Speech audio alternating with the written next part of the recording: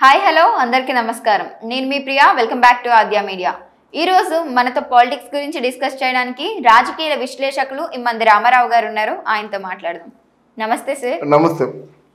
కొడాలి నాని గారు తీవ్ర అనారోగ్యానికి గురయ్యారు. అయితే ఆయన ఆల్రెడీ హైదరాబాద్ లో ఒక హాస్పిటల్లో చికిత్స పొందుతున్నారు. ఇంతకు ముందు కూడా ఆయన అనారోగ్యం పాలైనప్పుడు చాలా రూమర్సే బయటకు వచ్చాయి. ఆయనకు ఉన్నది ఒకటైతే ఆయన జస్ట్ సర్జరీ జరిగితే ఏదో పెద్దది అయిపోయింది అన్నట్టు క్రియేట్ చేశారు. ఇప్పుడు ఎందులో ఎంతవరకు నిజం ఉందనేది పక్కన పెడితే ఆయన క్యాన్సర్ కి గురయ్యారనేసి కొంతమంది చెప్తున్నారు. సో క్యాన్సర్ కానీ ఆయనకి గురైనట్టయితే ఇంకా పాలిటిక్స్ కి ఆయన ఇంకా దూరం అవుతారు. ఆయన తమ్ముడి కొడుకుని వారసుడిగా తీసుకురావాలనుకుంటున్నారు అనేసి కొంతమంది వ్యాఖ్యలు చేస్తున్నారు. దీని గురించి మీరేమంటారు? ఇక్కడ కొడాలి నాని ఆయన నోటి క్యాన్సర్ వచ్చే సూచనలు ఎక్కువ కనిపిస్తున్నాయి.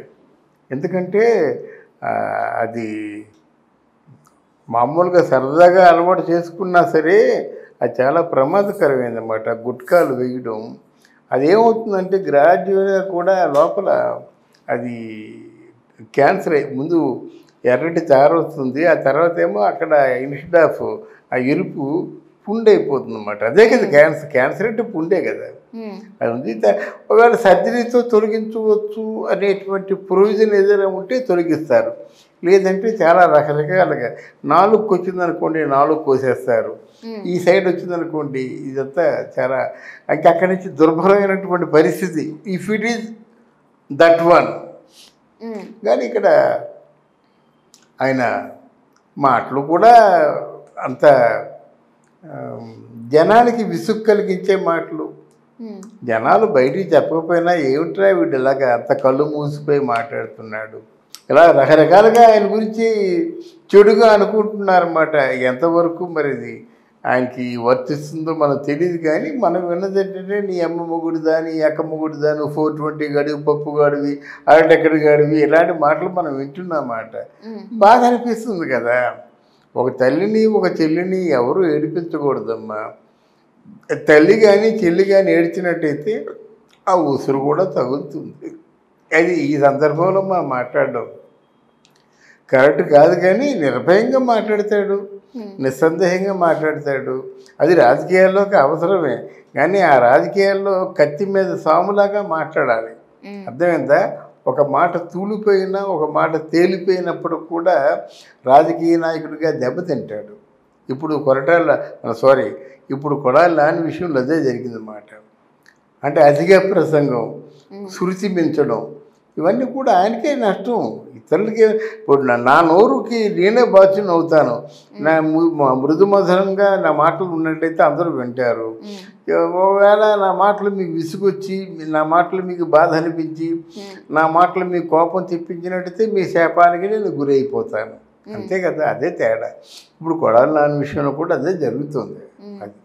ఆయన స్థానంలోకి ఇప్పుడు ఆయన వారసుడిగా తమ్ముడు కొడుకుని తీసుకొస్తున్నారనేసి కొన్ని ప్రచారాలు అయితే జరుగుతున్నాయి. అవునవును.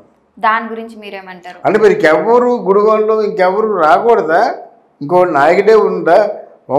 వంశపారంపర్యంగా వచ్చే నాయకులనేమో మీరేమో ప్రతిఘటిస్తారు, ఎన్నో విమర్శలు చేస్తారు. అంటే మీరు మీ తర్వాత మీ తమ్ముడు కొడుకు తర్వాత ఏమో వాళ్ళ కొడుకు వీళ్ళేనా?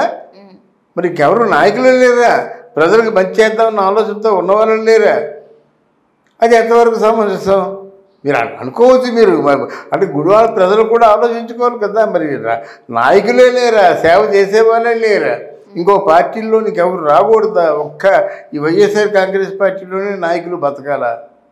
ఇది పునరాలోచించుకోవాలి. గుడివాడలో ఉన్న ప్రజలు కూడా నిలబడ్డం అందరూ నిలబడతారు. కానీ ప్రజలకు సేవ చేసేవాడెవడు, ప్రజల్ని నిలబెట్టేవాడెవడు, ప్రజల క్షేమాన్ని చూసేవాడెవడు అన్నది మనం ఆలోచించుకొని తగిన నిర్ణయం తీసుకోవాలి.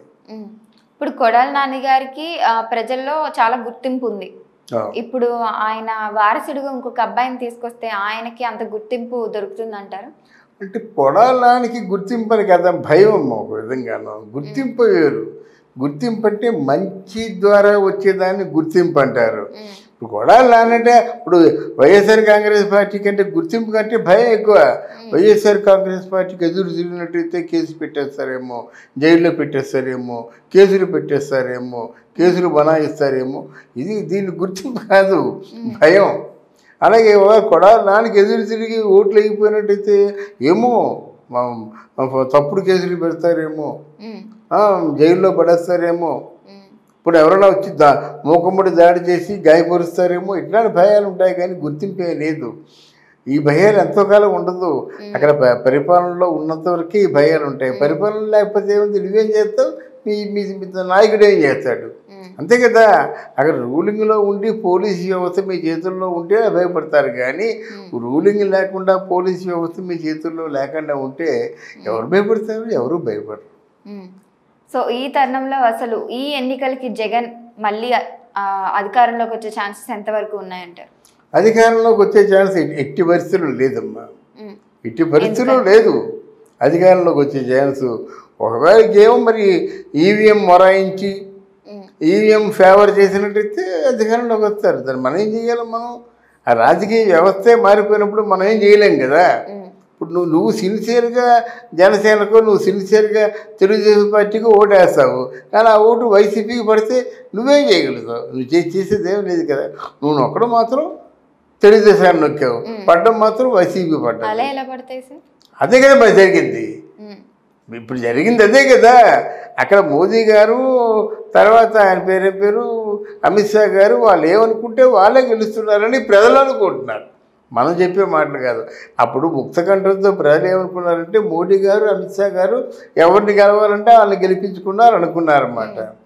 అంతవరకు చంద్రబాబు నాయుడు గెలుస్తారనుకున్నప్పుడేమో ఒక్కసారి మూకమ్ముడిగా దాడి చేసి వైఎస్ఆర్ కాంగ్రెస్ పార్టీని 151 సీట్లతో గెలిపించారంటే అది ఎట్లాంటి జంతర్ మాయాజాలం అనుకోమంటావు?